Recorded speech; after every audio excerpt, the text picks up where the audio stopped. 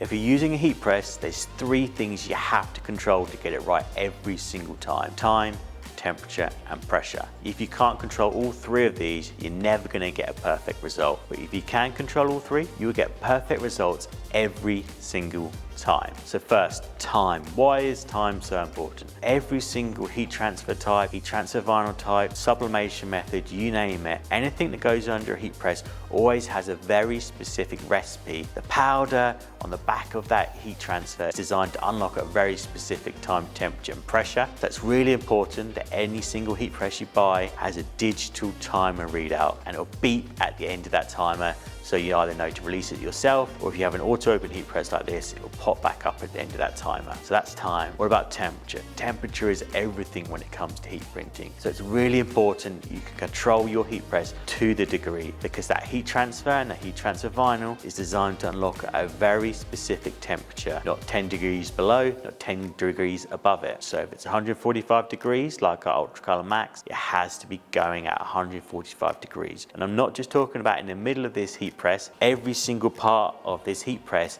needs to have accurate temperature to the degree. So no matter what design size you're putting under here, whether it's a small left chest or a full print, you're going to get perfect temperature every single place. So that way your transfer will stay on there wash after wash after wash.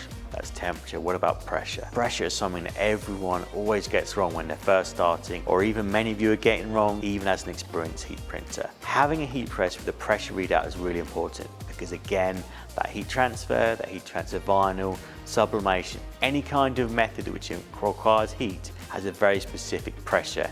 And if you get it wrong, it can be disastrous. Too low a pressure, that heat transfer is not going to stay on there. Too much pressure, and again, it's not going to stay on there, or you're going to wreck your garment, you're going to get boxes around your heat transfer. If you get perfect medium pressure, that transfer will stay on there every single time, and it will look perfect. So always go for a heat press where it tells you exactly what the pressure is. So that every single time, you're going to get time, temperature, and pressure perfect. So that design is going to stay on that t-shirt, that jumper, that bag, that shoe, whatever it is, it's going to stay on there wash after wash after wash. So now I'm going to demonstrate how to apply heat transfer with perfect time, temperature, and pressure. So let's get our t-shirt. We're going to thread it on nice and easy because I've got a quick slip cover on this. So let's give it a pre-press. This is a really important part.